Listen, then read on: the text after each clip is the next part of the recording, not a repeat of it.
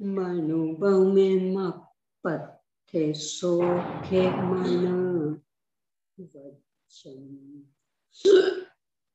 केवल पहो है निचिय दुन्नय तिमिरम जिनम नमः बारह अंग गिच्छा बियलिए मले मूड़े तन से नो तिलया बेबे वर चरण पूसा पसियो सुय देविया सुरम सयल गण पौ में रविनो बिबिहिति बिराया संज्ञा नीराया विपुराण गण हर देवापसी यंतो पसियौ महुधर सेनो परवाई गयो हितान वर सिंहो से तंता मिय साय तरंग संघाय थो होए मनो परिमामि पोपेदंतम दुकेयंतम दुन्नयंदेया हरे रवि भग्य शिव मगे कंठ मिसि समी वयम सया दंतम परिमहे कै भूये बलिम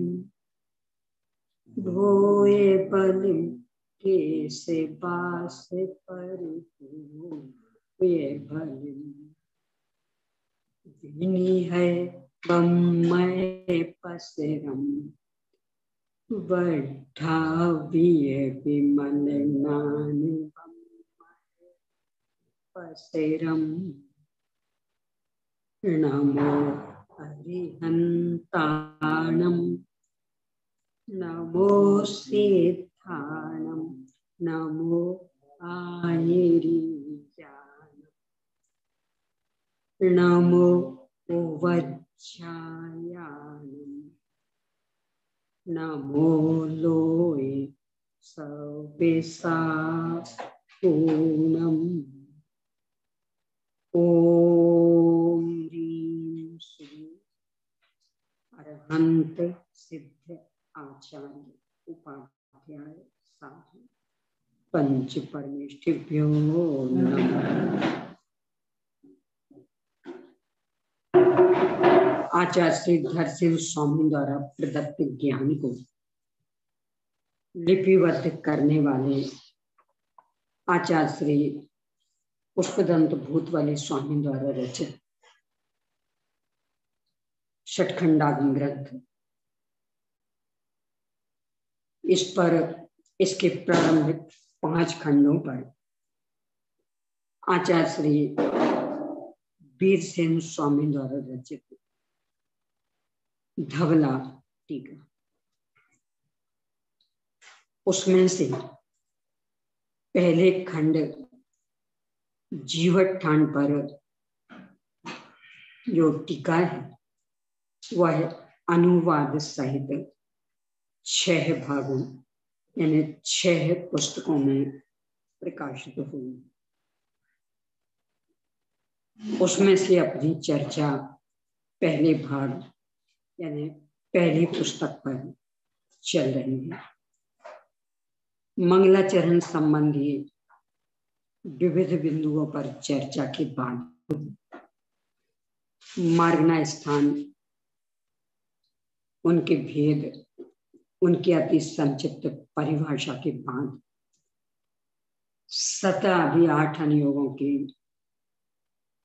क्रम, औचित्य और अति संक्षिप्त स्वरूप के बाद गुणस्थान और गुणस्थानातीत सिद्ध भगवान का भेद अभेद विवक्षा से सतनुयोग द्वारा प्ररूपण। इसके बाद मार्गनाओं के भेदों के अंतर्गत गति मार्गना के 5 भेद, इंद्रिय मार्गना के 6 भेद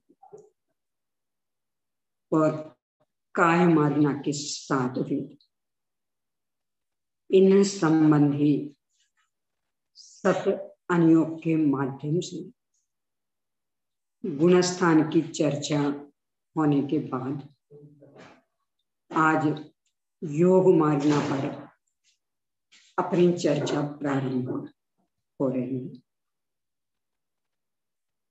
आत्म प्रदेशों में होने वाला कंपन यह योग।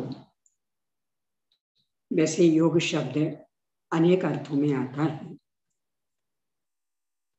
ये जो योग यानी आत्म प्रदेशों का कंपन, यह कर्मों के प्रकृति और प्रदेश बंध का कारण, निष्क्रियत्व गुण का विपरीत परिणमन और पहले गुणस्थान से 13वें गुणस्थान तक के सभी संसारी जीवों में पाया जाता है।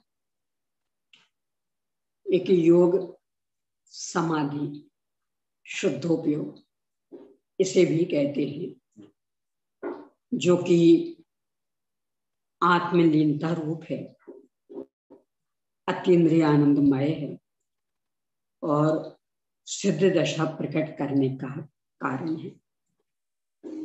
यहाँ उस शुद्ध योग की चर्चा नहीं है, यानी योगसार ग्रंथ में जिसकी चर्चा वो यहाँ नहीं है।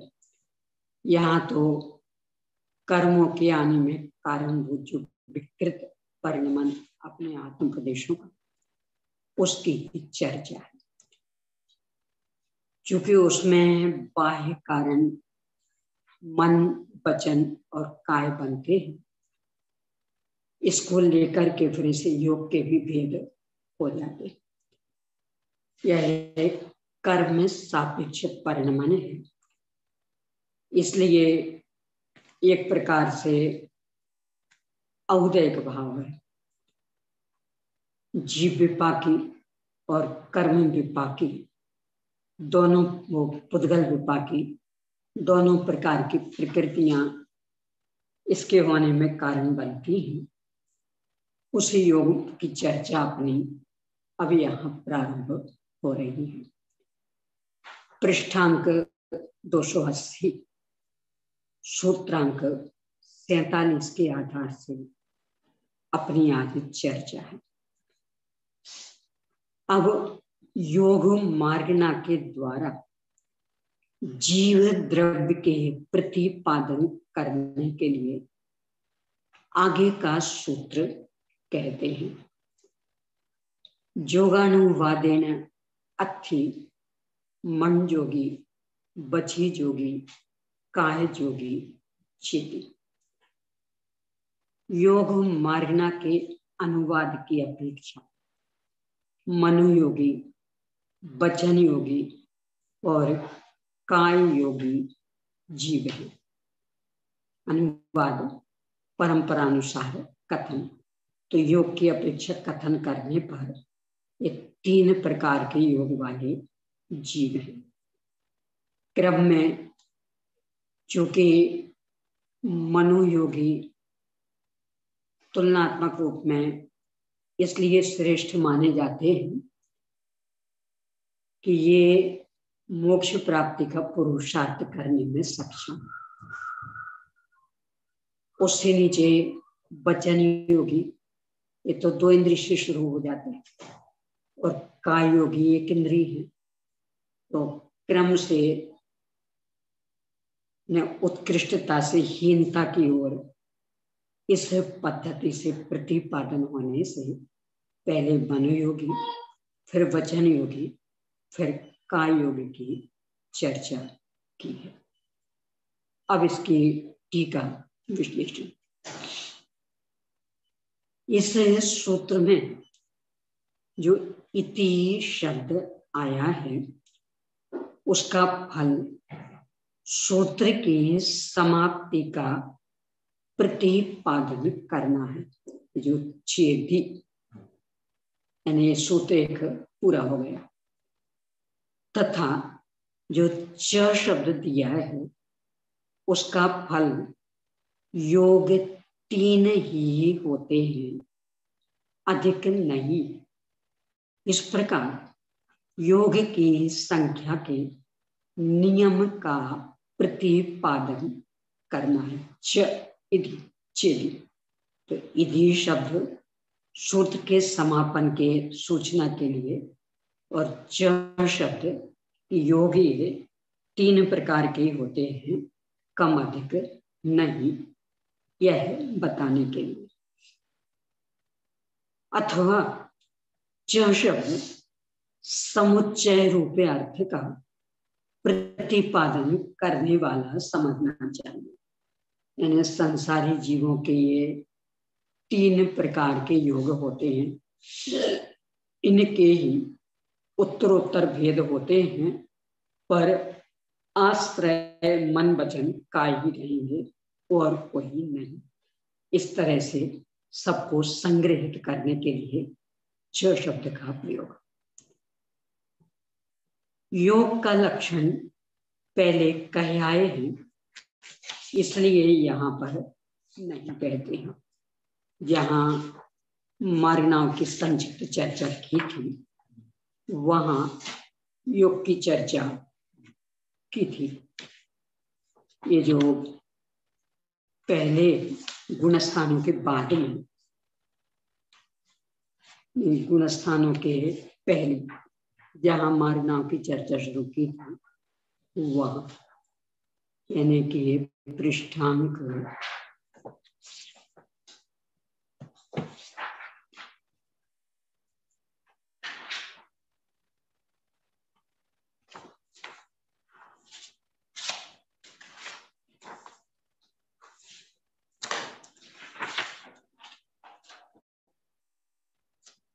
141।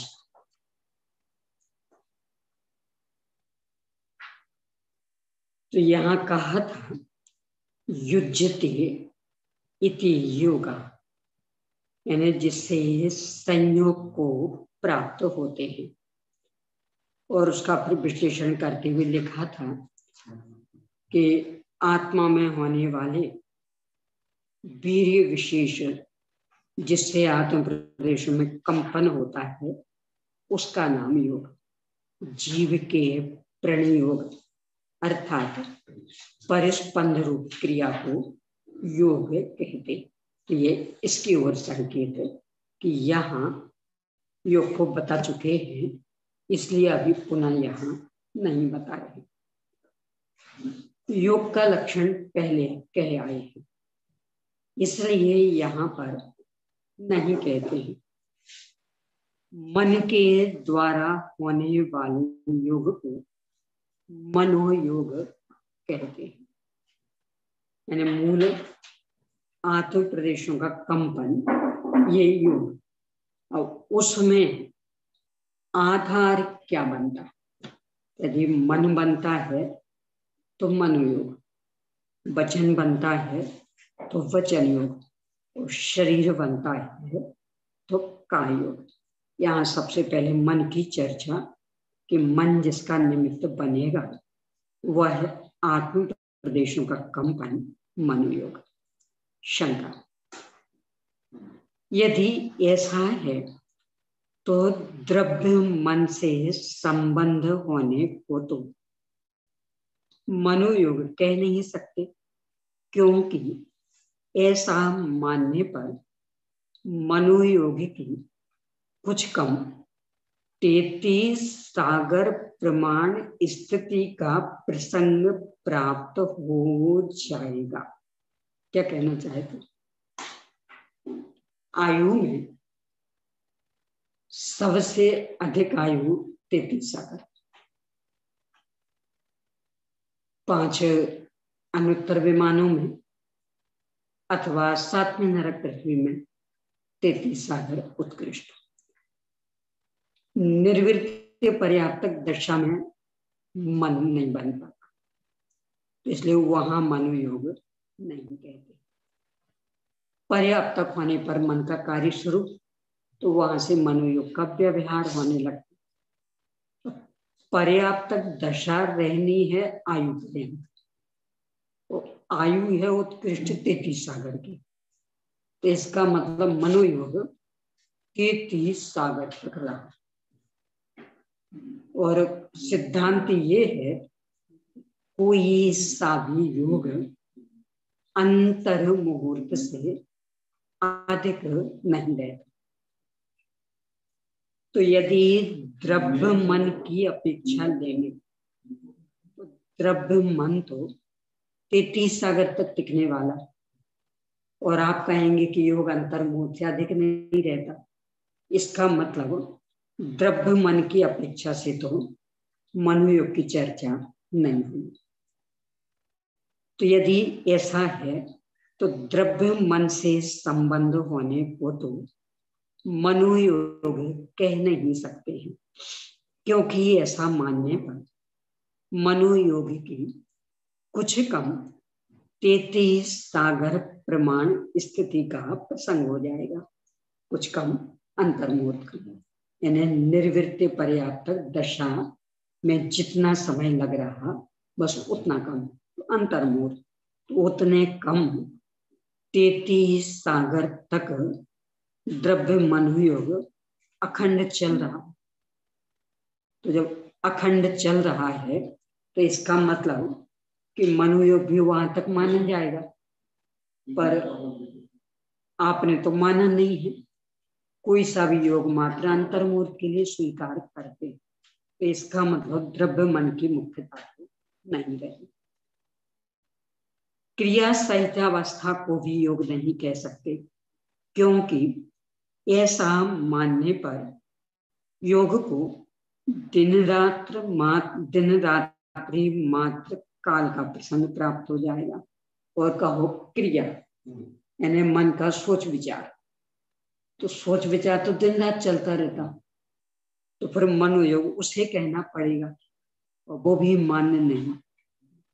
अर्थात कोई कोई क्रिया दिन रात रहती है, इसलिए एक योग की स्थिति भी अहोरात्र प्रमाण माननी पड़ेगी। क्या कहना चाह रहे हैं?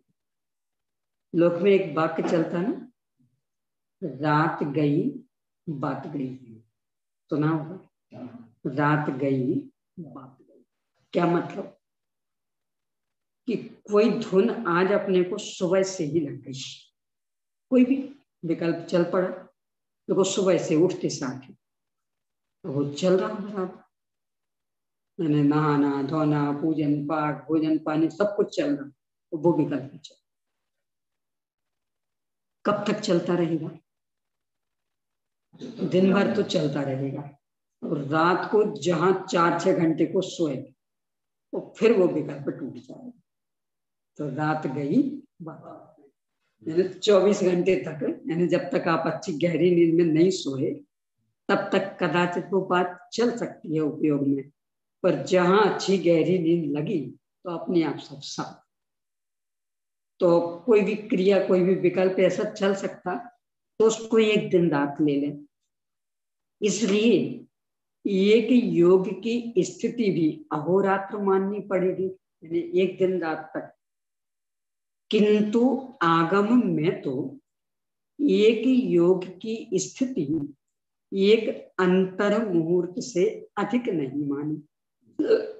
कोई सा भी योग हो, यदि मरण काल नहीं है तो अंतर मुहूर्त टिकेगा। मरण काल हो तो कदाचित 1 समय 2 समय 3 समय ऐसा भी हो सकता है, यानी जितनी आयु शेष रही उतना। पर यदि मरण का प्रसंग नहीं है तो अंतर मुहूर्त तक नियम से वह रहेगा। तो फिर ये जो दो व्यवस्थाएं, यानी एक तो अधिक से अधिक 33 सागर तक टिकता अथवा अधिक से अधिक एक दिन रात तक, ये तो नहीं बनी। अतः क्रिया सहित अवस्था भी योग नहीं हो सकता।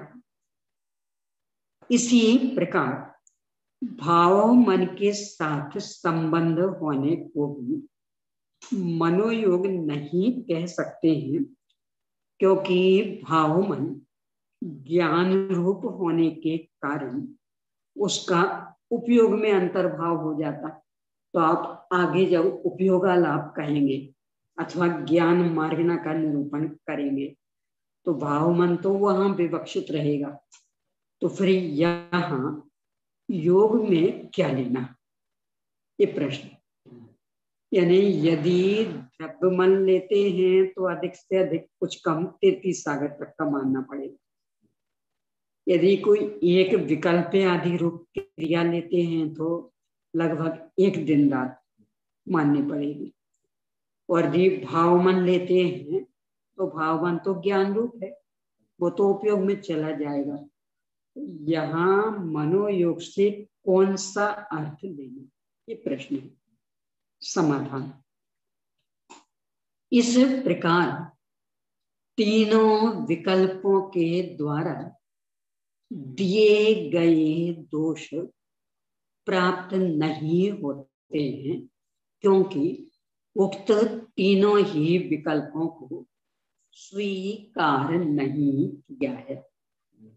यानी ना तो द्रव्य मन को यहाँ लिया, इसलिए वो कुछ कम 33 सागर वाली समस्या खत्म, ना ही कोई एक क्रिया विशेष जो 24 घंटे तक चलती रहती उसे भी नहीं लिया, इसलिए वो भी समाप्त। और ना ही ज्ञान रूप भाव मन को लिया, तो इसलिए वो समस्या भी समाप्त। तो तीनों ही ये नहीं लिए, इसलिए आपके तीनों प्रश्न स्वीकार नहीं। तो फिर मनोयोग का क्या स्वरूप? ये तीन संभावनाएं थी, आपने तीनों का निषेध कर दिया, तो बताइए फिर क्या अर्थ आप ले रहे हैं। समाधान, भाव मन की उत्पत्ति के लिए जो प्रयत्न होता है उसे मनोयोग कहते हैं। यानी वो प्रयत्न विशेष, यानी आत्म प्रदेशों का विशेष प्रकार का कंपन, वह है प्रयत्न। वह भाव मन संबंधी होगा तो उसे मनोयोग कहेंगे। उसी प्रकार वचन की उत्पत्ति के लिए जो प्रयत्न होता है उसे वचन योग कहते हैं, और काय की क्रिया की उत्पत्ति के लिए जो प्रयत्न होता है उसे काय योग कहते हैं। यानी ये है असली योग। आपको यदि मोक्ष मार्ग प्रकाश की पंक्ति याद आ रही हो, उसमें 7वें अध्याय के अंतर्गत ये मन वचन काय रूप प्रवृत्ति वाले योग को तो पहचान, इसलिए उसे रोकने का प्रयास कर, पर शक्ति भूति योग को नहीं पहचान। और वो तो चलते रहते, तो कर्मों का आस्त्र तो चलता रहता है। इस शक्ति भूति योग यानी उसी योग के लिए जो एक प्रयत्न विशेष, यानी वीर गुण के परिणमन का निमित्त पाकर जो आत्म प्रदेशों में विशेष प्रकार का कंपन, वह शक्ति भूति योग। और यह है कर्मों के आने में कारण, प्रकृति प्रदेश बंध में कारण। तो ये है असली योग। यदि मन की उत्पत्ति के लिए जो वह प्रयत्न हो रहा तो उसका नाम भाव मन, उसका नाम मनोयोग। वचन की उत्पत्ति के लिए हो रहा तो वचन योग, और काय की क्रिया की उत्पत्ति के लिए हो रहा तो काय योग। इस तरह से मनोयोग और जो मन बल प्राण में क्या अंतर है? मन बल प्राण ये वह है सामर्थ्य कि जिससे जीव के प्राणत्व की सिद्धि होती, यानी ये जीता है इसकी सिद्धि होती। वह तो है मनोबल, यानी मन की सक्रियता, सोच विचार, चिंतन मनन ये, और मनोयोग की जो आत्म प्रदेशों में विशेष प्रकार का कंपन और उसमें मन की प्रवृत्ति होगी जो कि कर्मों के आने में कारण बनेगा, वह मनोयोग।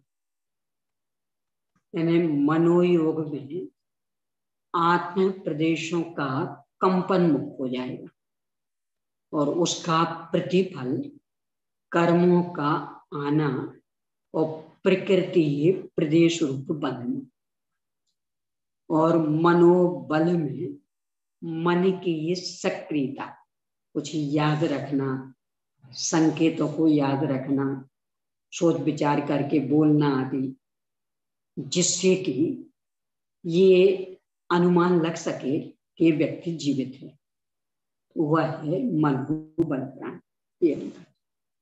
यानी मनोबल प्राण सैनी पंचेंद्रिय जीव के पूरे जीवन भर चलता रहेगा, पर्याप्त होते साथ ही व्यक्त होगा तो पूरे जीवन भर। और ये मनोयोग ये मात्र अंतर्मुख के लिए, अंतर्मुख में बदलता है। ये हृदय धड़कता है तो ये मन से उसका कोई संबंध नहीं, इसका मन से संबंध नहीं, क्योंकि हृदय मन नहीं, हृदय में मन। यानी जैसे कमरे में अपन, तो कमरा अपन नहीं, कमरे के छोटे हिस्से में अपन, जैसे हृदय का स्थान बहुत बड़ा तो उसमें मन। हृदय की धड़कन से कोई लेना देना नहीं। मनोयोग को, मन को रोकना है तो अपने विकल्पों को तो रोका है। आपका प्रश्न कभी समाप्त नहीं होता और जबकि कितनी बार चर्चा कर चुकी। नहीं, संकल्प विकल्प ये मन के कार्य नहीं। आप ये अच्छे से अपने उपयोग में बिठा लीजिए कि हाँ, वो तो ठीक, तो रोकना है तो उसे रोकना। मनोयोग तो 13वें गुणस्थान तक चलना, 13वें गुणस्थान तक, और ये निरंतर चल रहा है। हाँ, तो इसमें जो शक्ति योग कहा, यदि जिससे कर्म में आश्रव होता, कर्म में आते और प्रकृति हो प्रदेश रूप परिणमित हो जाए। निरंतर में कोई भी योग होगा अंतर्मुख के लिए, कोई ना कोई योग चलेगा, पर एक योग तो मात्र अंतर्मुख चले। तो इसमें जो मन को रोकने के लिए बात करी है, हाँ, तो वो अपने रागद्वेष के विकल्प अपन नहीं करे। हाँ, तो मूल में ये कि वो मन के कार्य नहीं है, वो है चार त्रिगुण के विकृत परिणाम, उनको रोकना। यानी वो मन के कार्य तो है ही, और यही तो कारण कि भाव मन में 12वें गुणस्थान तक, 11वें 12वें में रागद्वेष कहाँ, स्वभाव मन तो है। अच्छा, एक इंद्री से लेके असैन्य पंचेंद्रिय तक भाव मन नहीं है तो फिर भी रागद्वेष। तो सबसे पहले आप उसको अच्छे से मन में बिठा लीजिए कि संकल्प विकल्प ये मन का कार्य नहीं, ये रागद्वेष है, और रागद्वेष से चार त्रिगुण का परिणाम, और कदाचित उसके साथ श्रद्धा का सहयोग, श्रद्धा की विपरीतता उसके लिए सह देती और सर्वलोक व्यापी बन जाती।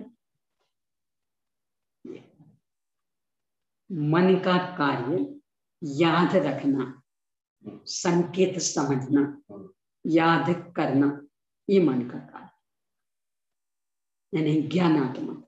वहाँ जो उनका जो शक्ति योग तो कंपन, वो तो कंपन चल ही रहा है। हाँ, और वो तो तेरे तक चल रहा है। हाँ, तो उसको उसका तो विचार नहीं। हाँ। और ये बाहर के को रोक करके मानता कि मैंने योग रोक लिया, ये गलती होगी। वहाँ क्या है कि क्या है, बोले हो गए कि यानी जो योग नहीं था उसे योग मान लिया, और वो नहीं हुआ तो मान लिया कि हम योग रहित, और जबकि योग 13वें गुण स्थान तक चलना, यानी 14वें में योग रहित हो गए। तो आप 14वें वाले हो गए क्या? योग रहित कैसे होगा? ये गलती। यानी योग चलना है 13वें गुण स्थान तक, और इसने ऐसी स्थिरता की, मान लिया हम का योग रहित हो गए। देखो बिल्कुल नहीं हिल रहे, मुंह से नहीं बोला तो मान लिया हम वचन योग रहित हो गए, बराबर हमारा मौन चल रहा, और अनावश्यक सोच विचार नहीं किया तो मान लेता हम मनोयोग रहित हो गए। पर योग तो 13वें तक चलना है, तो आप 13वें से आगे बढ़ेंगे तब योग रहित, 14वें में पहुंचेंगे तब योग रहित होंगे। तो हो गए कि 14वें में, तो फिर कैसे योग रहित होगा? ये गलती होगी, यानी अपद में संतुष्ट हो, ये गलती हो गई। यानी जो विकृति 13 में तक चलनी है उसका स्थूल परिणाम नहीं दिखा, तो मान लिया कि अभी हमारी विकृति मिट गई। कितनी बड़ी गलती है। यानी वो विकृति चलनी 13 में तक, अब स्थूल ये परिणाम नहीं दिख रहा, तो मान लिया कि हमारी विकृति मिट गई। देखो ऐसा लें इसको, ये जो कोई कोई बुखार है ना, आंतरा, तिजारा, ये बुखार नाम सुने, यानी एक दिन छोड़ एक दिन आता, अथवा 2 दिन छोड़ एक दिन आता। एक दिन छोड़ एक दिन आता उसे कहते आंतरा, और 2 दिन छोड़ एक दिन आता उसे कहते तिजारा। यानी एक दूसरे दिन आता, एक तीसरे दिन आता, इस तरह से वो बुखार चलता रहता। तो है वो तिजारा वाला बुखार। तो मान लो कल आया था, अब आज नहीं आया, तो आज नहीं आया तो कोई मान ले इसका मतलब अब तो हम स्वस्थ हो गए, तो अब तो आएगा ना उसमें। यानी ये उस बुखार की ही स्थिति थी कि वो एक दिन आता है और एक दिन नहीं आता। तो आज नहीं आया तो वह तो अपने क्रम में कल तो आने वाला, क्योंकि आज नहीं आया तो इसने मान लिया कि हम स्वस्थ हो गए, अब हमें बुखार नहीं आएगा। ये गलती हो गई। थोड़े पास में लिखे इसका, नीचे से चटाई से।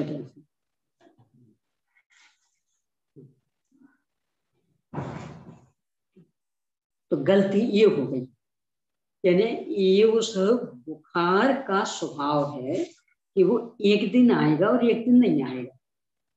तो जो वो एक दिन नहीं आया वह स्वास्थ्य की निशानी नहीं है, वह उस बुखार का स्वभाव। इसको लग रहा था कि बुखार नहीं आना मतलब स्वास्थ्य, तो आज नहीं आया इसका मतलब आज हम स्वस्थ हो गए। तो है बीमारी, वो बीमारी का स्वभाव था कि एक दिन तापमान बढ़ेगा और एक दिन नहीं बढ़ेगा, और जिस दिन नहीं बढ़ा उसको इसने मान लिया स्वास्थ्य। तो अब उपचार क्यों करें? ऐसा ही है कि आत्म प्रदेशों का कंपन चल रहा, बाहर में स्थूल ये जो हाथ पैर आदि का परिणमन ये व्यक्त होता, तो आत्म प्रदेशों का कंपन चलता रहता है, और बाहर का ही स्थूल परिणमन कभी हो वह कभी नहीं हो। तो जब कभी होता है ऐसा तो मानता हाँ हमारा योग बहुत ठीक, वो कभी नहीं हुआ तो मान लेता हमने योग का निरोध कर लिया। और जबकि वस्तु स्थिति कि ये तो उस योग का स्वरूप है। मूल में योग ये तो 13वें तक चलना, तो आप 14वें में पहुंचोगे तो योग मिटेगा, और 14वें में तो पहुंचे नहीं, तो आपका पहले गुण स्थान में योग कैसे नष्ट हो गया?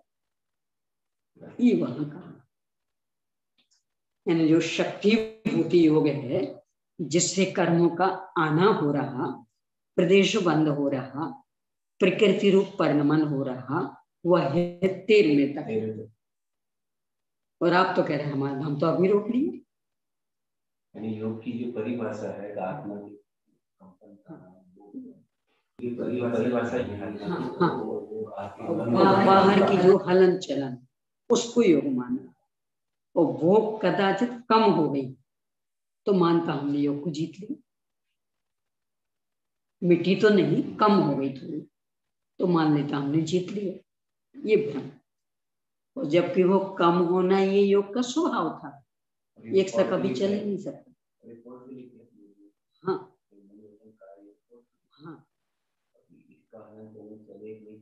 हाँ, और इसका हलन चलन नहीं दिखा तो मानता हम तो जीत लिया योग को। मन में हो तो बचन उचरी, ये बात मन की तरफ से कहा गया नहीं, वो प्रकरण अलग है। वो तो ये कि किसी भी काम को जब अपन करना चाहते, इच्छाएं, तो इच्छाएं अचानक तीव्र नहीं होती, पहले सामान्य प्रकट होती, यानी सैनी पंचेंद्रिय की वो मन में प्रकट होती, जब मन में नहीं समाती तो वचन में आती, और वचन से भी फिर पूर्ति नहीं हो तो काया पर होती। देखो अपन ऐसा लेना, जैसे गुस्से आदि का लेना, आपने कोई गड़बड़ी की तो पहले सबसे पहले तो मन में बुरा लगे, इतनी भी अक्कल नहीं जिनवाणी के सामने ऐसा करके, अब वो मन ही मन चलता रहे। अब जब वो मन में नहीं समाया तो मुंह से कहेंगे क्या भैया ये जिनवाणी के सामने ऐसा करते शोभा देता, तो वचन में कब आया? मन के बाद। अब कदाचित उससे भी नहीं, फिर अब काय, आप उठिए वहां से, आप मानेंगे नहीं ऐसे। काय कब शुरू हुई? जब वचनों से भी काम नहीं चला था, तो उत्पन्न मन में हुआ, उसका एक्शन वचन पर, और उससे भी काम नहीं बना तो काया। ये हर एक काम में, यानी अच्छे में भी और बुरे में भी। तो यहाँ ये कह रहे थे कि अच्छे काम में इस तरह की प्रवृत्ति करना, जैसे अभी बुरे का लिया ना, अब ऐसा अच्छा कि आपको जिनेंद्र भगवान के पूजन का भाव आ रहा, तो आप जब घर में थे थोड़ी थोड़ी इच्छा हुई, चलो भाई जल्दी कर पूजन करें, पर मंद मंद इच्छा, तो फिर उसको तीव्र करो, क्योंकि यदि तीव्र इच्छा नहीं हुई और कोई भी अचानक काम आ गया तो आपका भाव बदल जाएगा। तो तीव्र बनाओ, तो जल्दी से कहो देखो जल्दी जल्दी करो, पहले हमें नहाने दो, हमें पूजन करने जाए, ये वचन में। अब वहां भी विघ्न आ सकते, अब निकल जाओ जल्दी से घर से। यानी कोई भी अच्छा काम करने का भाव आया तो चूंकि भाव तो बदलते रहते, और घर गृहस्थी की दशा में बहुत बहुत विघ्न बाधाएं रहती, अनेक अनेक काम रहते, कोई भी ऐसा आ गया तत्काल परिणाम बदल जाता।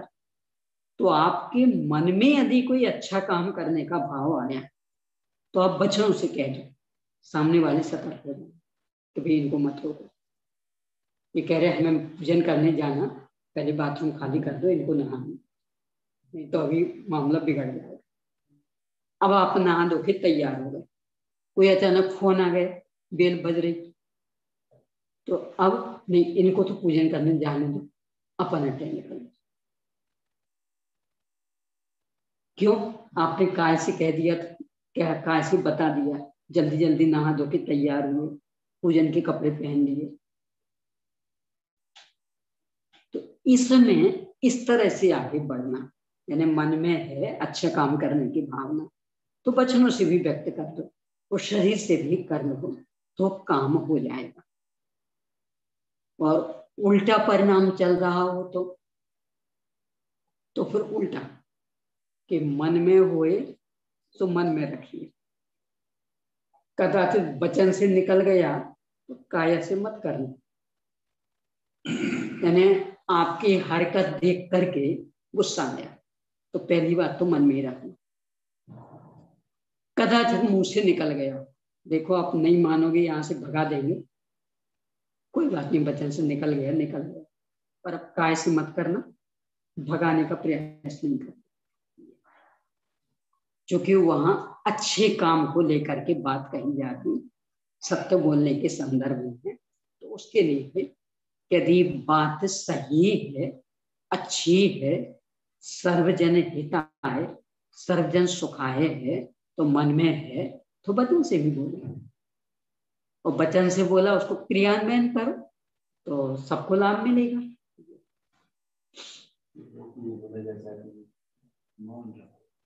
तो इसमें निमित्त नैमित्तिक संबंध क्या है? वर्ताकरण की बात छोड़ दो। हाँ, निमित्त नैमित्तिक संबंध ऐसा है, वचन ही योग तो चलता रहना है, यानी मौन रहने से इस धोखे में नहीं रहना कि वचन योग रुक गए। क्यों? क्योंकि वह तो 13वें तक चलना है। तो हम भी एक मिनट, अब आपको प्रश्न समझ लिया ना, मैंने ऑप्शन दी। 8 में से क्यों 7 में से 12वें तक तो पूर्णतः यौन दशा है, यानी 13वें में तो कदाचित विहार होता, आना जाना होता, समोसन में बैठते हैं फिर खड़े होते, ये चलता। पर 7 में से 12वें तक तो बिल्कुल ध्यान से, और तीनों योग चल रहे, वचन योग कैसे चलता, तो बिल्कुल ध्यान से, यानी 13वें में तो दिव्यता निखित रही, तो कदाचित आप कह दें कि ये वचन योग, पर 7 में से 12वें तक तो पूर्णतया ध्यान, यहां से हिल भी नहीं रहे, फिर भी योग। तो क्या मतलब कि वो जो आत्म प्रदेश में कंपन चल रहा वो है योग। अब ये मोहन कि आत्म प्रदेश के कंपन को नहीं रोकना है हमें, वो तो रोक भी नहीं सकते, वो तो जब 14वां गुणस्थान होगा तो समाप्त होगा। तो फिर क्या रोकना कि चूंकि अपन सामाजिक प्राणी, वाणी के माध्यम से दूसरों से जुड़ते और रागी द्वेषी है, वाणी में कदाचित गड़बड़ भी भूल जाता है तो फिर लेने के देने पड़ जाते। तो ये सब समस्याएं नहीं आवे, इसके लिए कहा मौन रहो, यानी मौन रहेंगे तो वचन योग नहीं होगा, इस धोखे में नहीं रहना।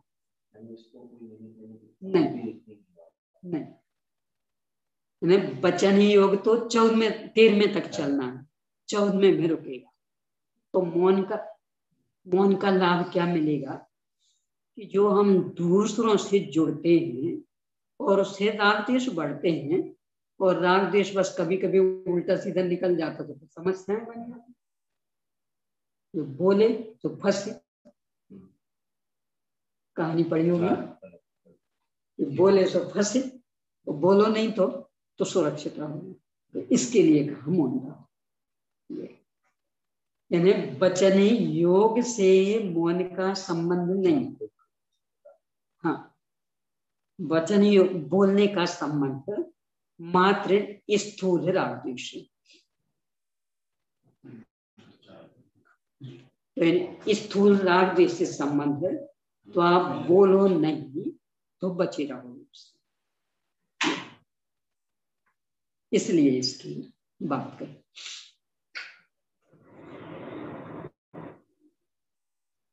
ऐसा ही कायोग, आपको हाथ पैर हिला रहे होंगे तो कायोग है ऐसा नहीं, 7 में से 12वें गुणस्थान तक, हाँ, और जबकि बिल्कुल यूं, और यही स्थिति मन योग। यानी पूर्णतया ध्यानस्थ और फिर भी योग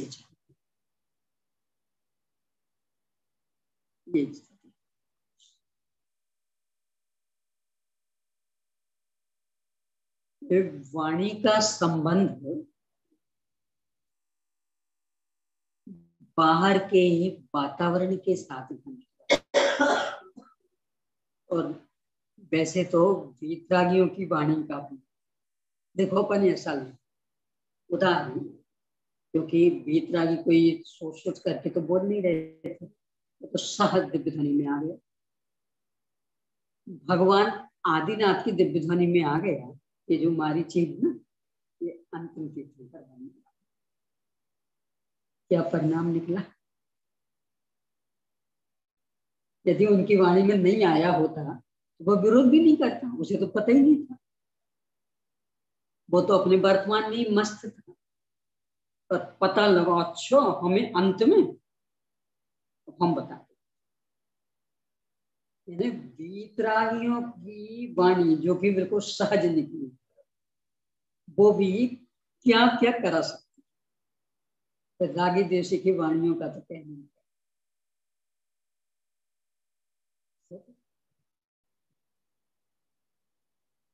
अपने भगवान महावीर स्वामी के गौतम गणधर, इंद्रवती गौतम गणधर बन गया।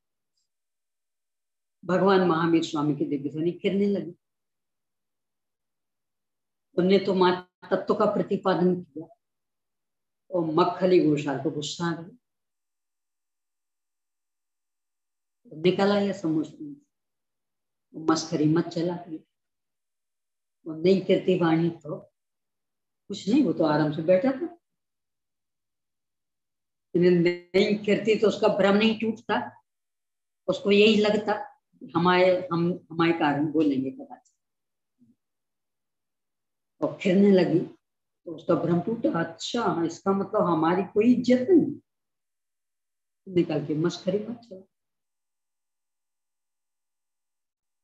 वीतरागियों की सहज निकलने वाली वाणी से भी ये वही रागी द्वेषी जीव कितना अपने अंदर जहर पनपा सकता।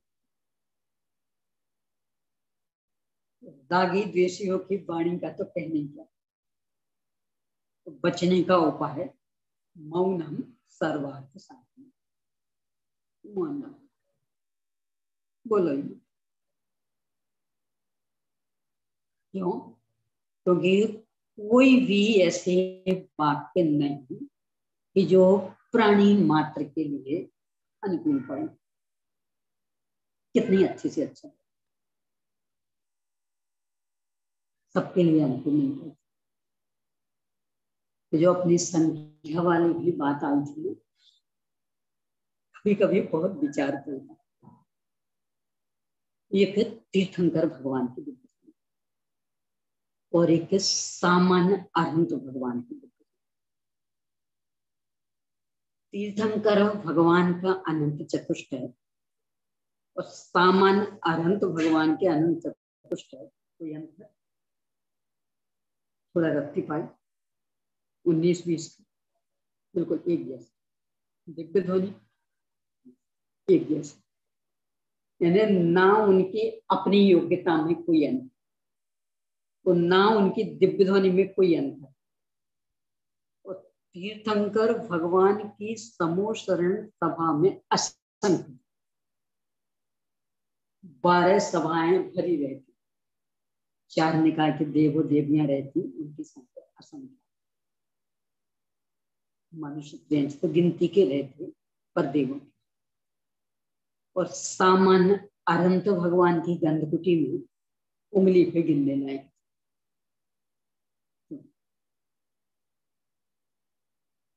उनकी योग्यता में कम, वाणी में कम। ये पुण्य पाप कैसे फलता, इससे अनुमान लगाना।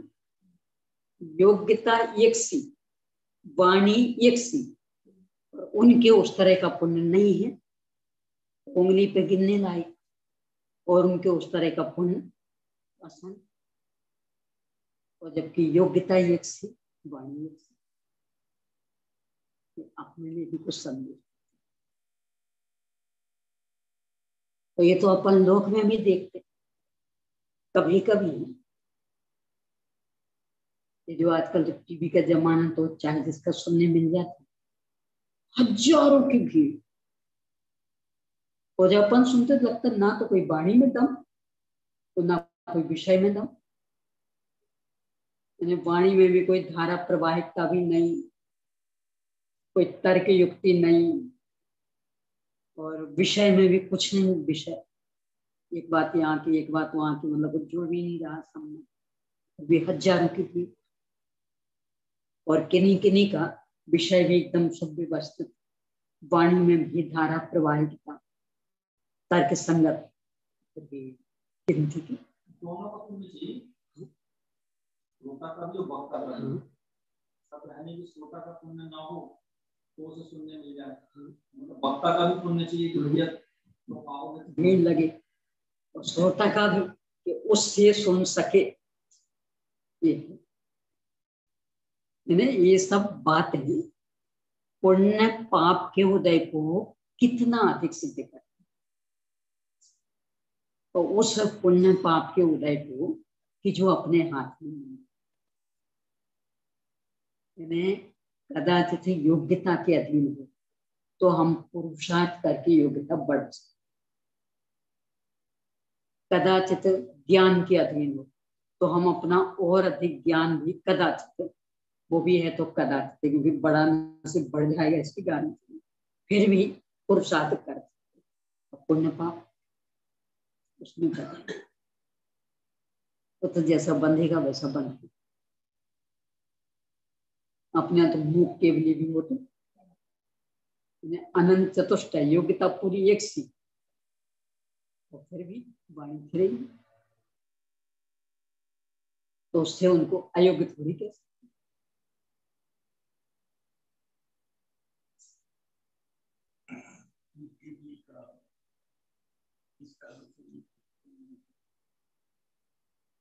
समझ नहीं पड़ी।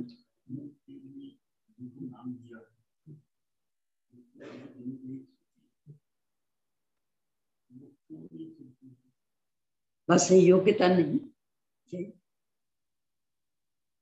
भाभी भागन बच जोगे वशाय, तो ऐसा जीवों का भी भाग्य नहीं तो उनके माध्यम से सुनने मिले, और उनके ऐसा वचन योग नहीं कि उनकी वाणी करे।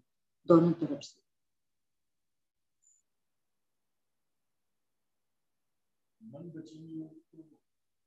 योग तो चल रहा, पर दिव्य ध्वनि फिरे ऐसा, मुंह की केवल योग के वचन योग नहीं है, ये बात नहीं, वो तो 13वें गुण स्थान के अंत तक, पर वाणी फिरे इस तरह का नहीं, अंदर अंदर चल रहा।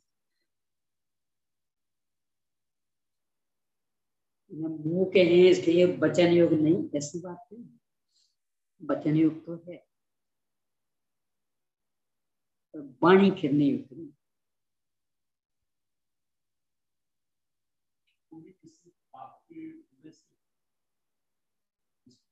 कोई ऐसा कर्म अलग से बताया तो नहीं गया कि उनकी दिव्य ध्वनि नहीं खिरी तो उनके पाप का उदय माना जाए, इसलिए नहीं कि उन पर असर क्या पड़ना, पर विपाकी प्रकृतियां तो कोई होती नहीं, मैंने हमारी करने का फल आपको भोगने को मिलेगा ऐसा तो होता नहीं, हमारी करने का फल हमें ही भोगने को मिलना, तो हम तो अनंत चतुष्ट संपन्न हो गए, हम तो अनंत सुखी हो गए। तो वाणी यदि खिरती तो उसका हमें क्या लाभ होना है, तो नहीं खिरी तो हमें क्या हानि।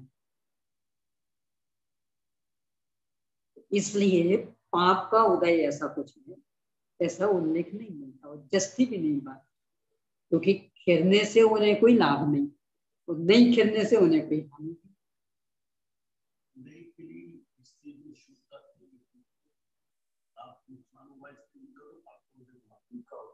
नहीं तो उनको तो ये कि अन्न जो है उनकी खिल रही ना, इनके योग नहीं था। योग इनके नहीं था। ऐसी भी एक स्थिति बनती, अकेले मुंह के लिए कहीं नहीं है। खास करके समूह शरण में जो केवली होते हैं विमुख के, तो वहां तीर्थंकर भगवान की दिव्य नहीं थे। श्रोताओं को तो कोई हानि नहीं, इन्हें उनका काम तो पूरा चल रहा है। इन्हीं सब इनका, इनके से भी तो वही पता लगना था ना। इन्हें व्यक्ति विशेष से कोई विषय तो बदलना नहीं था, विषय तो वही था, कोई फर्क नहीं।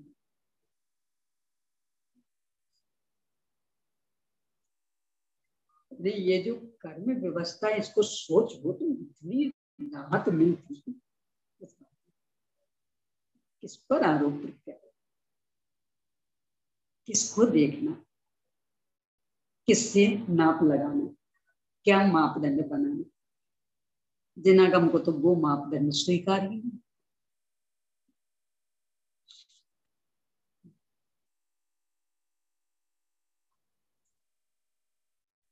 तो ये मन में होए सो बचन उचरिए, बचन होए सो तमसो करे, ये वाली बात मात्र इसके लिए कि चूंकि अपन जैसे मोही रागी द्वेषियों का उपयोग बहुत चंचल होता है। वो तो एक लोक में कहावत चलती है, लोहा जिस समय अच्छा गर्म हो उस समय पीट दो आकार आ जाए, ठंडा हो गया तो। ऐसे ही जब अपने मन में इच्छा हो तत्काल काम कर लो तो हो जाए, अन्यथा जिम्मेदारियां जवाबदारियां इतनी तो वो इच्छा एक और रह जाएगी, दूसरे काम में लगे।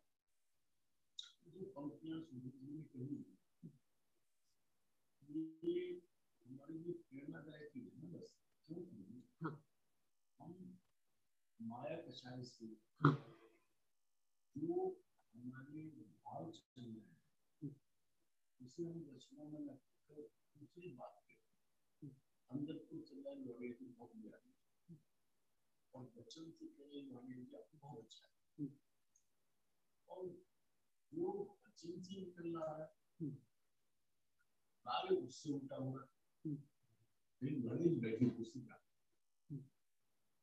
ये उस बात के लिए है, इस बात यानी मूल में तो छल कपट के अभाव के लिए कि छल नहीं करना, मन में जैसा है वैसा ही व्यक्त, पर क्यों उसके पीछे कारण है कि चूंकि भाव बदलते रहते। यदि कोई अच्छा भाव हो तो वाणी से व्यक्त कर दो, हाँ, और बुरा भाव हो तो छिपा के उसको वाणी से व्यक्त मत, कदाचित हो जाए तो कार्य से क्रियान्वयन नहीं।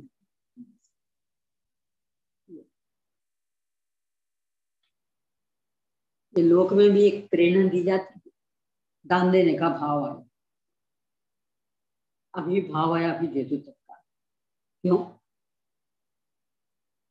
घर पे गए अरे बेकार में बोल दिया, फंस गए, उल्टा पाप और बांधने लगोगे, इसलिए भाव आए तत्काल कर डाल। मन में आया बस उनसे कहो वो कार्य से करके छोड़, क्योंकि उल्टा परिणाम होते भी देर नहीं लगती।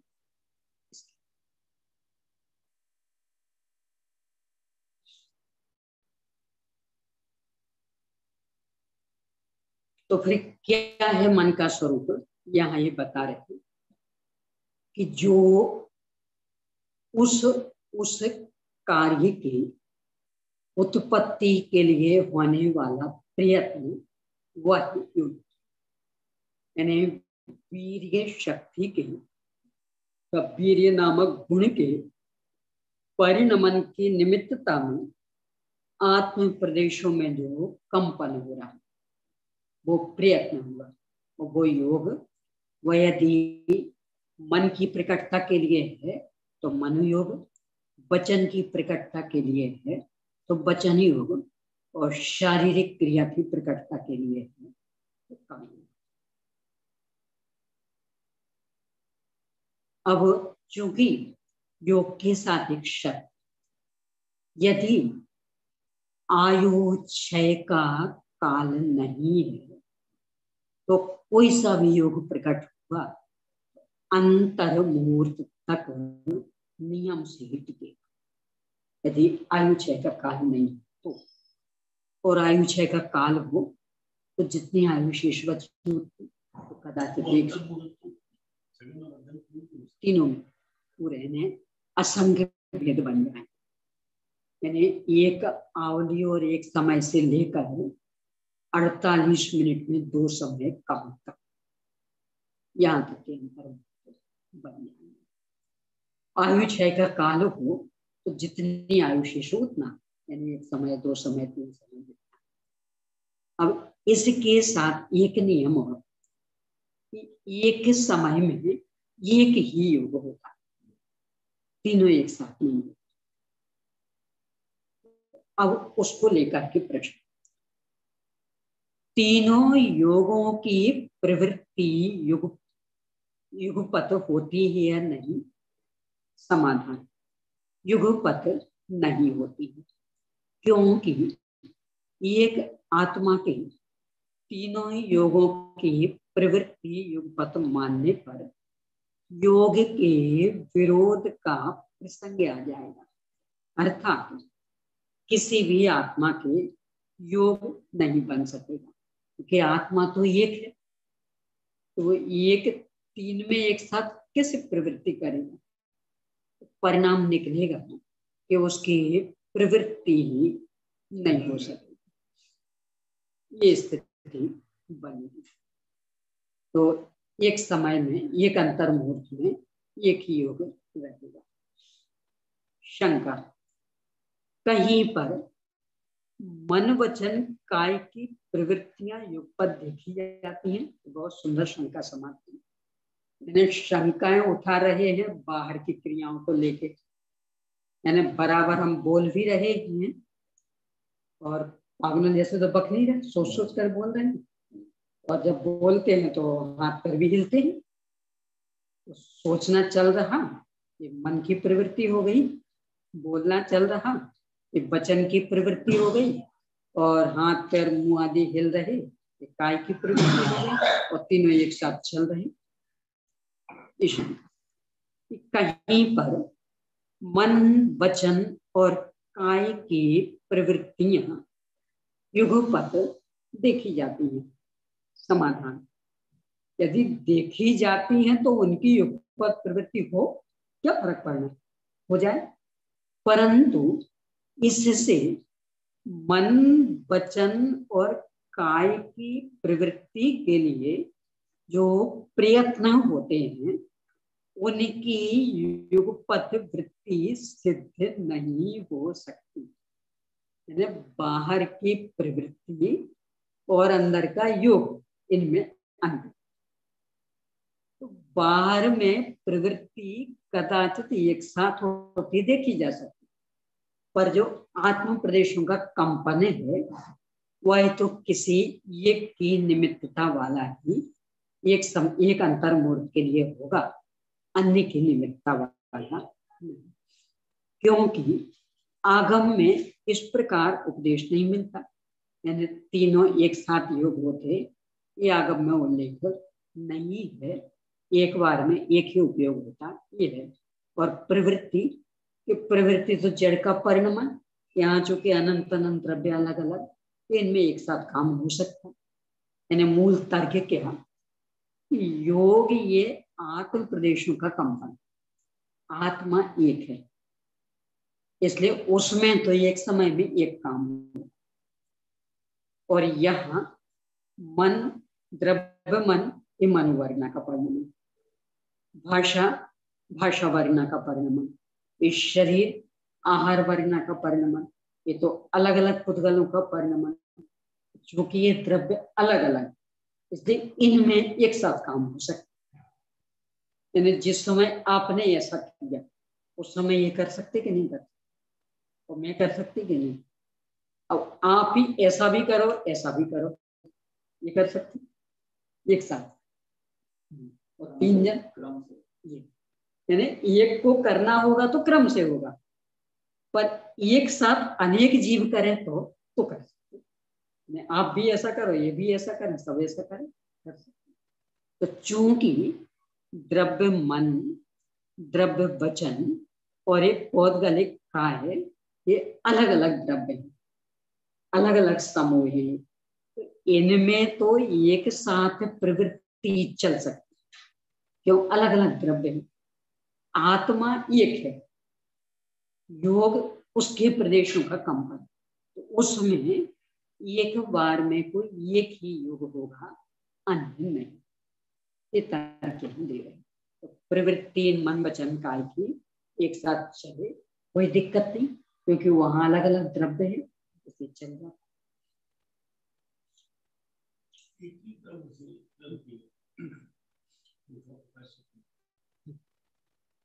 प्रकाश दो कार्य हो गए, तो वो दो कार्य दो अलग अलग गुणों के, जैसे अपने मान द्रव्य तो हुई, ये तो द्रव्य में गुण बदल गए ना, चीज एक होने पर भी क्योंकि उसमें अनंत शक्तियां हैं, तो ऐसे दो ही क्यों अनंत काम हो गए। यानी जिस समय मेरे श्रद्धा गुण के परिणमन में ये चल रहा है शास्त्रों तक, उसी समय इनको लेकर के गुस्सा आ रहा है और इनको लेकर के प्रशंसा करने का भाव आ रहा है, उसी समय श्रद्धा गुण अलग कार्य कर रहा, चार गुण अलग कार्य कर रहा, ज्ञान गुण अलग कार्य कर रहा। क्यों? ये गुण अलग अलग है। एक गुण में, एक द्रव्य में रहने वाले जो अनंत अनंत गुण, उनका अलग अलग कार्य चल सकता है। इतना ही क्यों, एक एक गुण में भी जो मिश्र स्थिति, यानी चार त्रिगुण की मिश्र धारा, ज्ञान धारा भी और वितराग धारा, सराग धारा और राग वितराग धारा, पर्याय श्रद्धा में सम्यक मिथ्यात्व नाम का तीसरा गुण स्थान, पर्याय ये भी चल जाते, कोई दिक्कत नहीं, क्योंकि शुद्धता और अशुद्धता को लेकर के भेद। पर चूंकि आत्म प्रदेशों का कंपन ये पूरे द्रव्य को लेके होता, यानी ज्ञान दर्शन वीर्य आदि का तो अलग अलग था, पर आत्म प्रदेशों का कंपन तो चूंकि प्रदेश पूर्ण द्रव्य प्रमाण, कंपन होगा तो वो पूरे द्रव्य में, ऐसा नहीं होगा कि यहाँ के प्रदेश कप जाए और यहाँ के इसके बने, पूरे द्रव्य प्रमाण, उसमें एक समय में एक ही होगा। मन संबंधी है तो अकेला मन का, वचन संबंधी है तो अकेला वचन का, तो काय संबंधी है तो अकेला।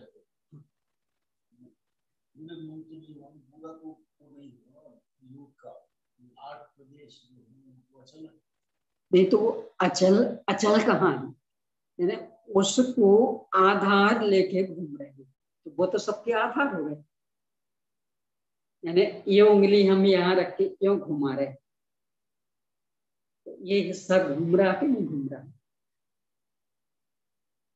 ये घूम तो रहा पर चूंकि आधार है तो यहीं के यहीं घूम रहा, यानी ये मात्र यहीं के ही हिल रहा और ये ऐसा भी घूमता दिख रहा।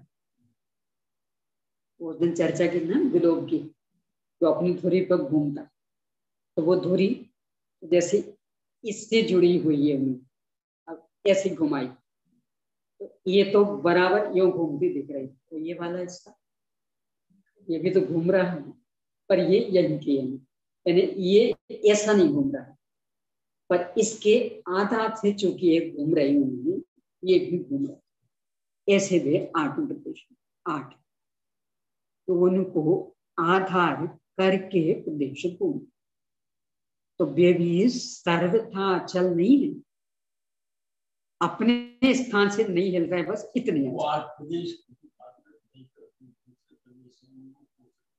हाँ, वो तो ये से कि जो संस्थान है अपना, ये संस्थान बदल जाए, यानी बीच वाला जो हिस्सा, तो मान लो बड़ा आकार हो गया तो बीच वाला भी फैल जाएगा, और एकदम छोटा आकार हो गया तो बीच वाला भी एकदम से उड़ जाएगा। इस अपेक्षा से अंतर पड़ जाएगा। अब वे वाले कि चूंकि प्रदेश एक दूसरे से जुड़े हुए, जैसे ऐसा ले लें कि रूमाल मान लो जितने भी ताने वाने का अब एक दूसरे से जुड़ा हुआ, तो हम ऐसा फैला दें तो भी ताना वाना जहां है वहीं रहेगा। तो हमने बिल्कुल यूं कर दिया तो क्यों? क्योंकि वो ताना वाना जुड़ा हुआ,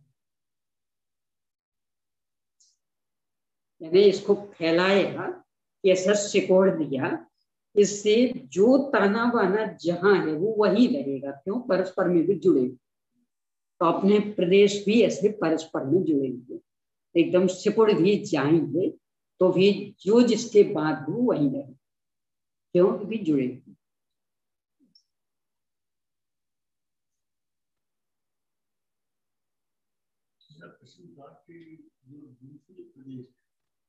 वो आधार हो जाए तभी घूमने वाले हो जाए।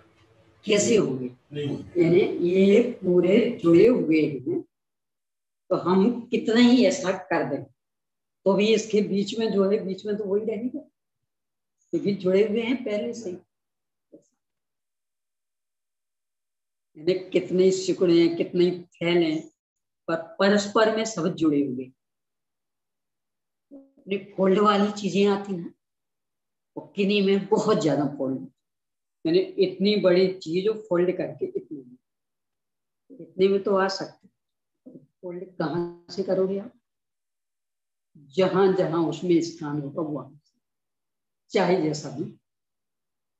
यानी मान लो ये फोल्ड हो सकता है तो यहाँ से करोगे, फिर यहाँ से ये हो सकता तो यहाँ से, तो यहाँ से करने बैठोगे तो नहीं। क्यों? क्योंकि वो जुड़े हुए हैं। ऐसे ही अपने असंख्यात प्रदेश पूरे जुड़े हुए, वे सिकुड़ेंगे तो भी बीच वाले हमेशा बीच में ही रहेंगे, और फैलेंगे तो भी बीच वाले हमेशा बीच में।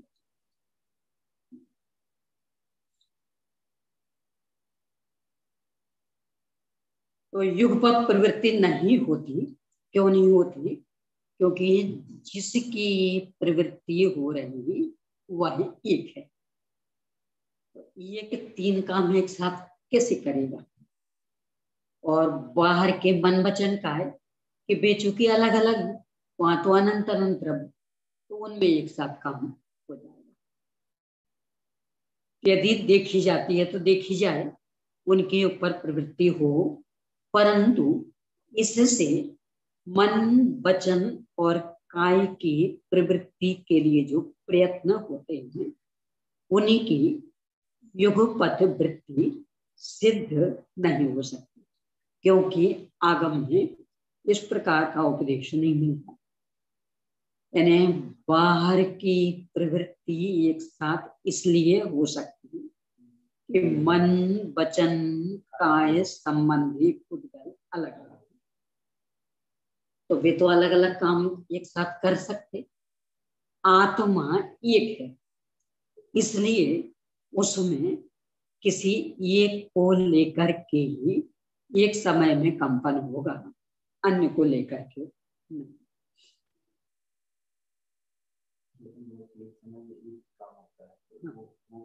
वो बस एक द्रव्य, और एक द्रव्य के एक गुण का।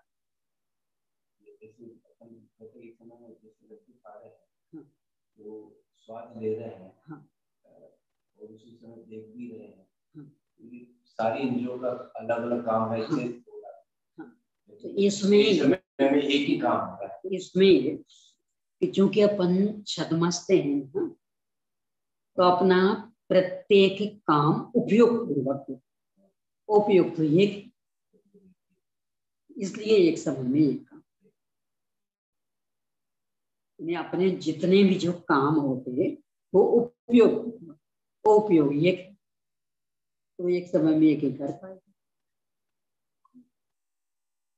उन गुणों में परिणमन नहीं हो रहा ये बात नहीं, पर उपयोगात्मक नहीं हो। क्यों? क्योंकि उपयोग एक है, वो तो एक समय में एक कोई विषय करेगा, उनमें काम चलता रहेगा। हाँ, उपयोग भी एक बार में एक जाएगा। अपने यहाँ जो एक भाषा चलती है सीरीज, क्या कर रहे हैं आप? ध्यान से सुनिए ना, सुनना हो तो ध्यान से सुनना, मतलब कि आप उपयोग को मत भरमाइए। अकेले कान से नहीं सुनना है, आप उपयोग को इस तरह, उपयोग चूंकि एक है इसलिए अकेले सुनने में लगा। छदमस्त के साथ बस सबसे बड़ी समस्या ये, काम करने वाली शक्तियां तो अनंत हैं, पर उपयोग एक है,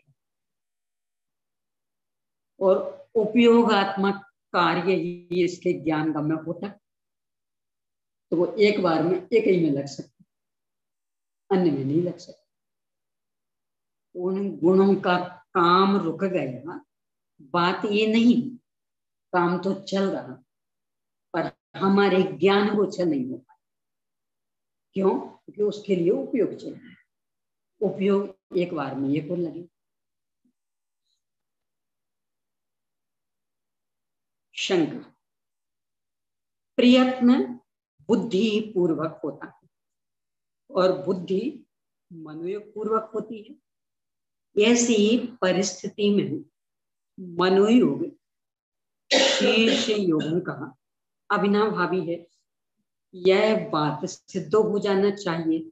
अर्थात अनेक प्रयत्न एक साथ होते हैं, यह बात सिद्ध हो जाएगी। यानी इसको बुद्धि और प्रयत्न अलग अलग ख्याल में नहीं।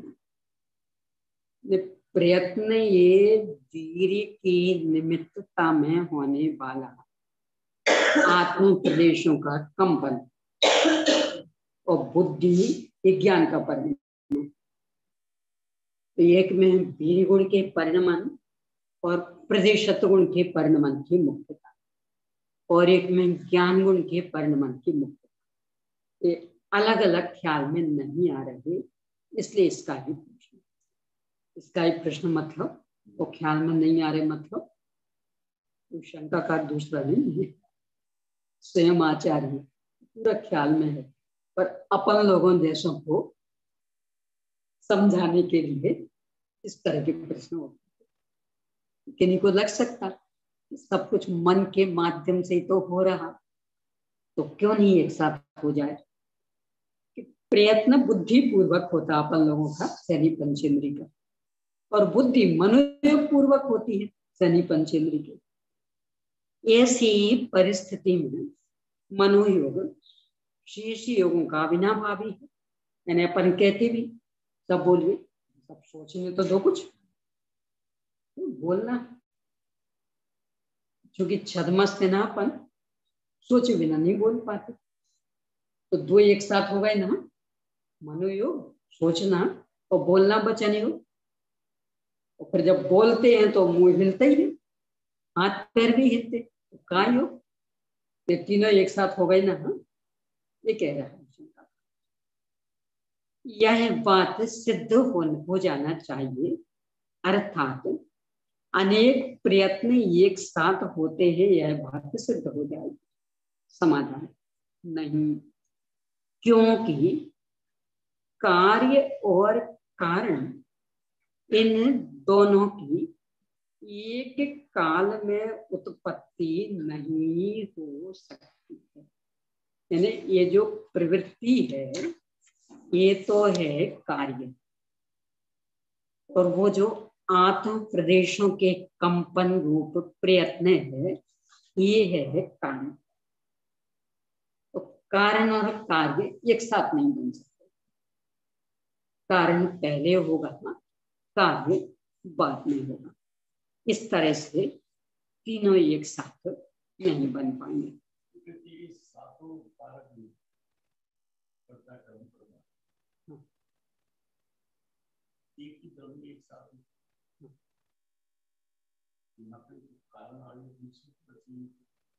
ये भी श्यामपाठ शैली,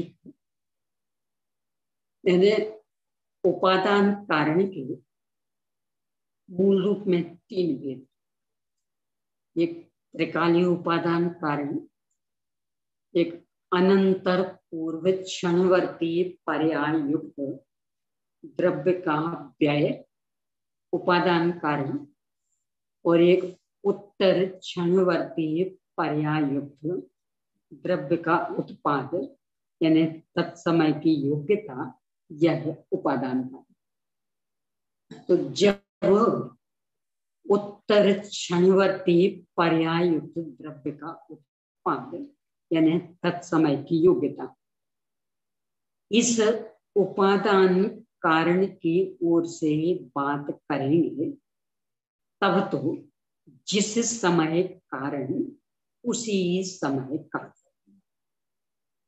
यानी वही एक समय जो पर्याय प्रकट हुई, स्वयं कारण और स्वयं कारण।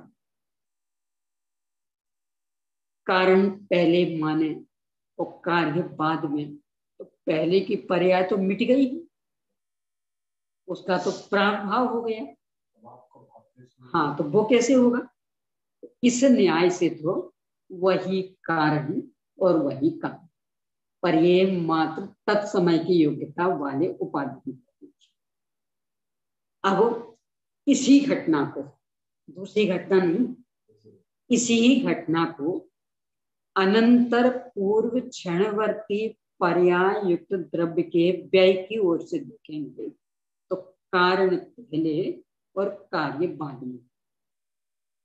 यानी यदि वह कार्य हो गया तो फिर कारण किसका? तो इसका मतलब कारण पहले बताना पड़ेगा आपको, तब तो कार्य हुआ ना। तो यही कार्य और यही कारण, तो मतलब क्या निकला कार्य कारण? एक समय पहले कारण और एक समय बाद कारण।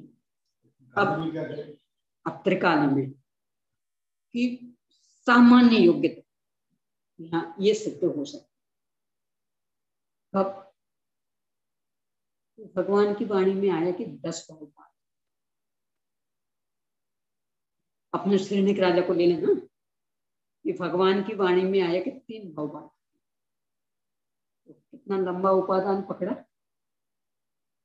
लगभग 84,000 वर्ष पहले का। उनकी आयु अभी नरक की 84,000 वर्ष, कुछ पहले यहाँ भी भोगी होगी, वहां से आके भी भोगेंगे, तब सिद्ध होंगे। तो लगभग 84,000 वर्ष से कुछ अधिक ही, तो इतने पहले घोषित क्या हुआ, ये सिद्ध होंगे। ये आगामी 24 के पहले तीर्थ, ये वो बहुत पहले का उपादान। अब ये तो अभी बहुत पहले का लिया, 84,000 वर्ष पहले का लिया।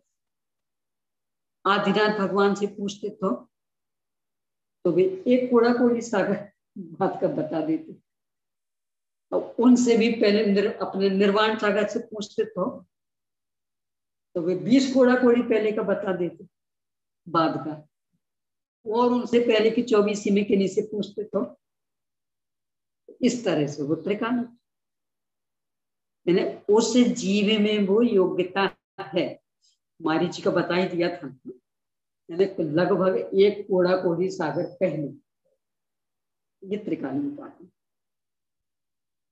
अभी न कर्म बंधा, न उस पर्याय के व्यय पूर्वक होना, एक कोड़ा कोड़ी सागर बाद होना, तो फिर भी बता दिया वो त्रिकाली। तो ये स्याद्वाद शैली में जो कि अपेक्षाएं होती, तो कहीं कोई समस्या नहीं। अब इन तीनों का अलग अलग प्रयोजन, अपनी वास्तविक क्षमता का बोध कराना। तो त्रिकालीय उपादान को याद कर। क्यों वर्तमान मात्र को देख के बैठे हो? अरे अपनी क्षमता को संभालो। शेर का था, शेर का बच्चा तो गधों के बीच में आ गया, वास्तविक शेर तो हमारी जाति का, गधों के बीच में, और उसको दिखाया अपना रूप, शेर तो जाग गया। ऐसे ही अपन ये दीनहीन पामर बन रहे, तो भगवान अपने त्रिकालीय योग्यता को बताते, जो मैं हूं वह है भगवान, मैं वह हूं जो है भगवान। इसके लिए तो त्रिकालीय उपादान बताएगा। अब उसको प्रकट करना, तो प्रकट करने में बहुत लंबी एक श्रृंखला होगी। इसके बाद ये, इसके बाद ये, इसके बाद ये, इसके बाद ये, तो यहां पहुंचना चाहते, खड़े हैं हम यहाँ, तब तो पहुंचोगे यहाँ। तो इसके लिए वो अनंतर क्षणवर्ती पर्यायुक्त द्रव्य का व्ययरूप उपादान।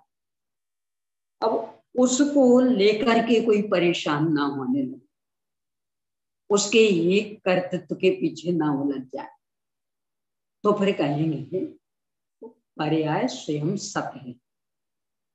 अब समझते क्या होती, वो दीनहीन पामर है, वो स्वयं अपने आप में सत्य है, अपनी षटकारक की योग्यता से प्रकट होती, उसे तुम्हारी आवश्यकता नहीं है। तो तुम तो अपने आप में मस्त रहो, उसे जब प्रकट होना होगा हो जाएगा। तो पर्याय मात्र के प्रति कर्तृत्व के अहंकार को तोड़ाने के लिए तत्समय की योग्यता ये बताना। किसको लेके परेशान हो गया, अब ये तो करना, ये तो करना, तो वो निकम्मी नहीं। तो पर्याय स्वयं काम करके नहीं जानती, वो सामर्थ्य संपन्न नहीं है। इसके लिए तत्समय की योग्यता, कि उसका अपना समय सुनिश्चित है, उसकी अपनी योग्यता सुनिश्चित है।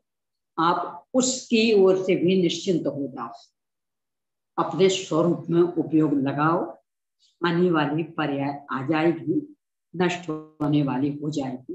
तुम्हें किसी को ना भगाना है और ना बुलाना है, तुम निश्चिंत होकर स्वरूप स्थिर हो।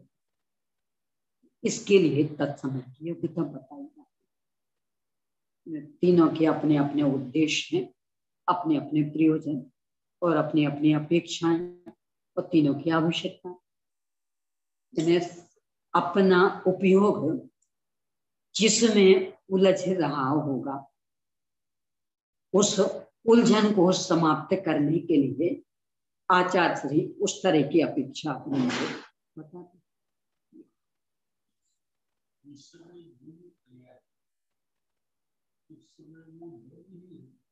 हाँ, तत्काले तन्मयम् विपन्नतम्।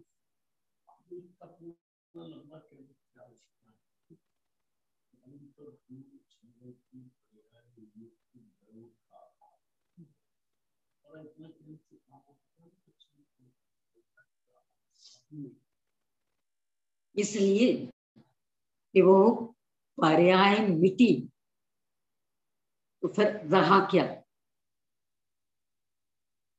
उस समय का जो द्रव था वो मिट गया। हाँ, उस समय हाँ, क्योंकि पर्याय और द्रव दोनों एक ही, वो वाली पर्याय नहीं है, तो वो वाला द्रव वो है।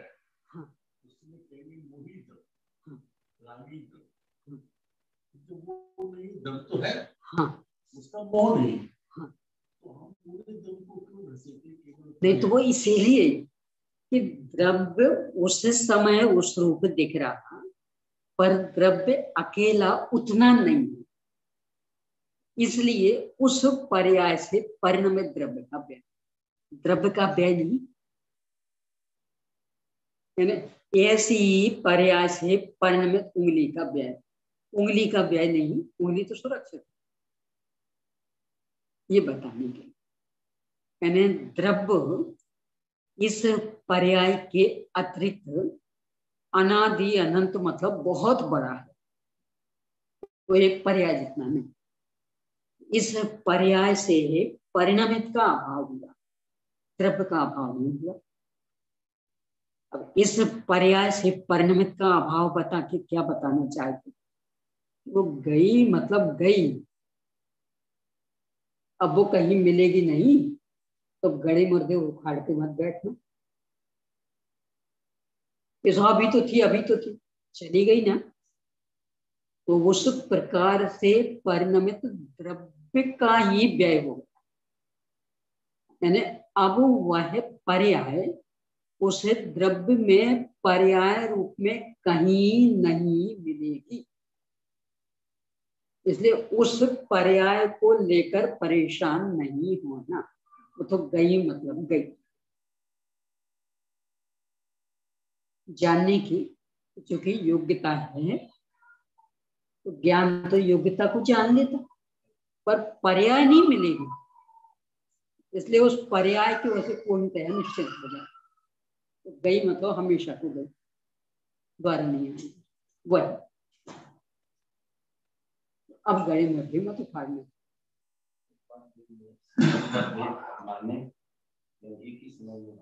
एक ही समय, यानी पूर्ववर्ती क्षण पर्याय का जो माने, तो उसमें तो एक समय कब माने? इसमें चूंकि बीच में कोई गैप नहीं, यानी 12:01 12 का व्यय, वो 1 सेकंड का उत्पाद बीच में, जो 12 बजे का व्यय है वही 1 सेकंड का उत्पाद, यानी उंगली सीधी टेढ़ी, तो टेढ़ी का व्यय और सीधी का उत्पाद कितने समय में? क्यों? क्योंकि जो वो टेढ़ी का मिटना है वही सीधी का प्रकट।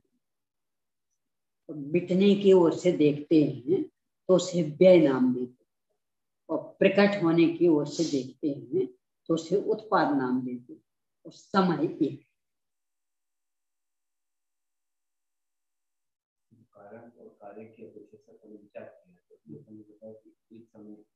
नहीं तो समय तो एक रहा, पर्याय दो हो गई, यानी 19वीं पर्याय का व्यय और 20वीं का उत्पाद, और समय एक, यानी जिस समय 19वीं पर्याय मिटी उसी समय 20वीं पर्याय, कारण मिटा और कार्य प्रकट, समय एक।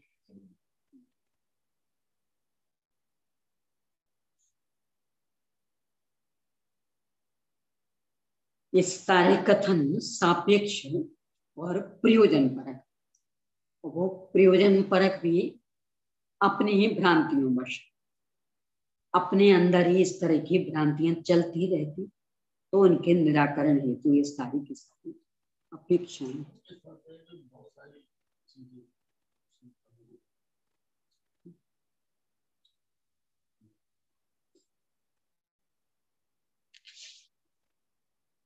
इस तरह यहाँ तो इसे मुख्य किया, कारण और कार्य दोनों की एक काल में उत्पत्ति नहीं है, यानी वही कारण और वही कार्य, ऐसा नहीं हो सकता। कारण पहले है और कार्य बाद में, ऐसा वह मनोयोग जिसके या जिस जीव में होता है उसे मनोयोगी कहते, यानी मनोयोग ये पर्याय, और उससे सहित जीव ये मनोयोगी, यानी पर्याय सहित द्रव्य। तो दो तरह से संबंध और अधिकरण। संबंध में जिसके और अधिकरण में जिसमें, यानी जिसके मनोयोग है वह है मनोयोगी, अथवा जिसमें मनोयोग है वह है मनोयोगी। यहाँ पर मनोयोग शब्द से इन प्रत्यय कर देने पर मनोयोगी शब्द बन जाता। इन प्रत्यय संबंधवाचक से धनी, धन इन इनमें ना का अभाव हो जाता, ई बचा धन। ज्ञानिन ना का अभाव हो गया ज्ञानी। ऐसे ही मनोयोग इन मनोयोगी, यानी मनोयोग से ही सहित। इसी प्रकार वाक योगी और काय योगी शब्द भी बन जाते। क्या कहना चाहते इससे? योग से परिणमित आत्मा उस समय उस योग वाला, तो उस योग से उसे अलग नहीं देखना, उस समय उस योग संपन्न भी देखना। इस तरह से अभिव्यक्त किया, यानी कषाय से परिणमित आत्मा कषाय, पाप से परिणमित आत्मा पाप, ऐसे योग से परिणमित आत्मा योग।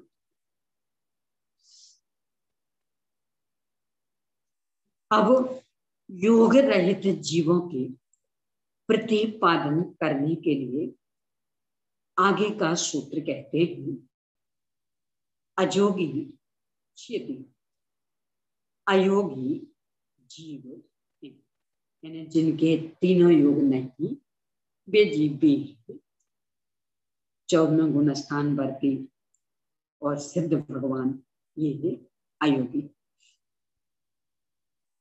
जिनके योग नहीं पाया जाता है वे अयोगी हैं। कहा भी है पेज नंबर 282 पर, गाथा नंबर 155।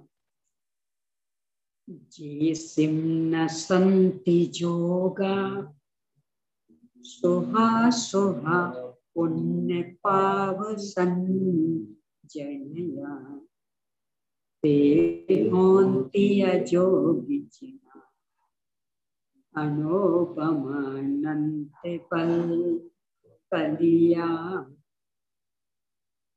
जिन जीवों के पुण्य और पाप के उत्पादक शुभ और अशुभ योग नहीं पाए जाते हैं वे अनुपम और अनंत बल सहित अयोगी चिन्ह कहते।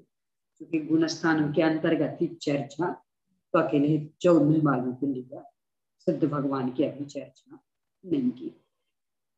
तो ये योग कैसे थे?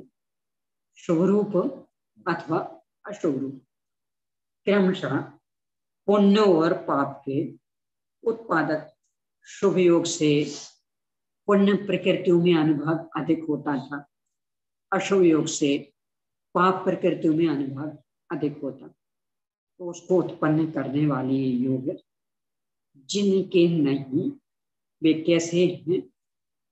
अनुपम और अनंत बल सहित, अनंत वीर के धनी, अनंत चतुष्टय संपन्न, पर ये योग वाली विकृति से भी रहित 14वें गुणस्थान वर्ती जीव अयोगी जिन्ह।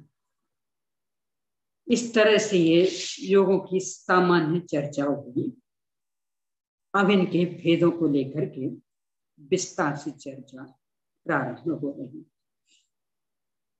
सामान्य की अपेक्षा एक प्रकार के मनोयोग के भेदों के प्रतिपादन करने के लिए आगे का सूत्र कहते हैं।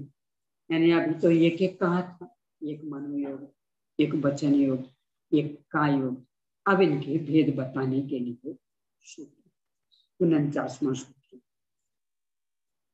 मन जोगो चौकिगो, सच्च मन जोगो, मोश मन जोगो, सच्च मोश मन जोगो, असच्च मोश मन जोगो।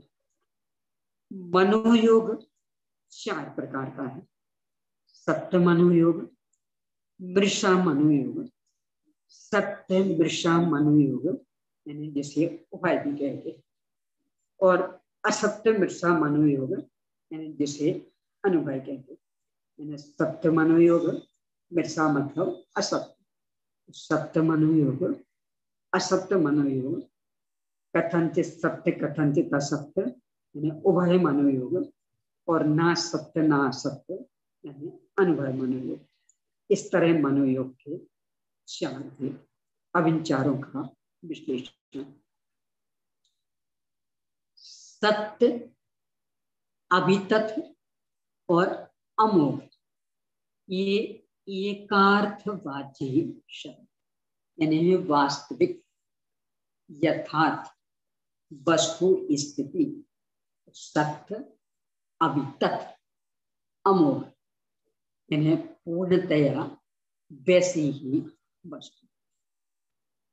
सत्य के विषय में होने वाले मन को सत्य मन कहते। ये ध्यान में रखिए एक बात है, ये जो योग के भेद भूले हैं वास्तव में योग के नहीं है, उनके विषय के आधार से नाम पड़ा।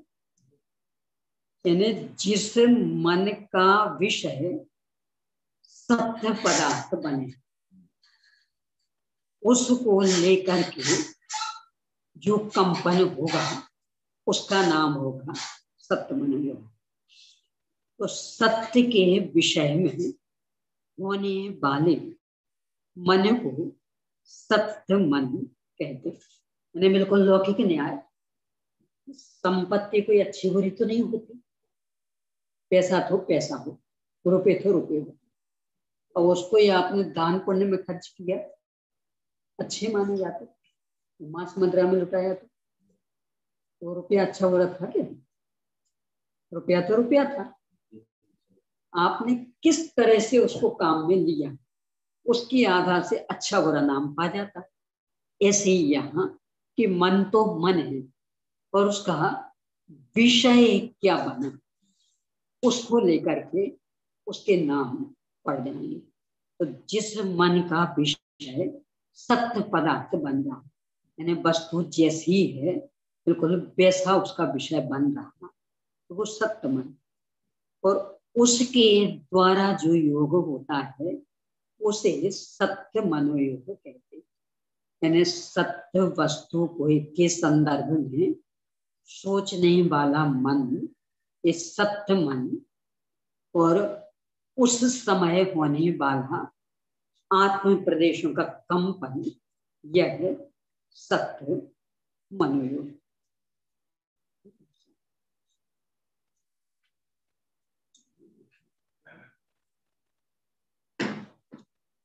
तो उसके द्वारा जो योग होता यानी आत्म प्रदेशों का जो कंपन होगा वह है सत्य मनोयोग। इससे विपरीत योग को मृषा मनोयोग कहते हैं। यानी उस पदार्थ संबंधी चिंतन कि जो वैसा नहीं, उल्टा है, तो वो तो होगा असत्य मन। और उस समय आत्म प्रदेशों का जो कंपन उसका नाम असत्य मनोयोग। इससे विपरीत योग को मृषा मनोयोग यानी असत्य मनोयोग कहते हैं। जो योग सत्य और मृषा इन दोनों के संयोग से उत्पन्न होता है उसे सत्य मृषा मनोयोग कहते हैं। यानी एक अपेक्षा से सही और एक अपेक्षा से गलत। ऐसा भी होता बहुत। यानी आप कुछ भी सोच रहे हैं, वही सोच एक दृष्टि से सही है और दूसरी दृष्टि से गलत। यानी आप बच्चे को किसी हरकत के संदर्भ में डांटना चाहते तो तात्कालिक तो बुरा लगना बच्चे को, है उसके हित के लिए, तो सत्य भी और असत्य भी, कथनचित सत्य कथनचित सत्य उभय। और उसका उस समय जो आत्म प्रदेशों का कंपन वह है उभय मनोयोग कहा भी है, गाथा के द्वारा इसे स्पष्ट कर रहे हैं। आगे इस पर करेंगे चर्चा।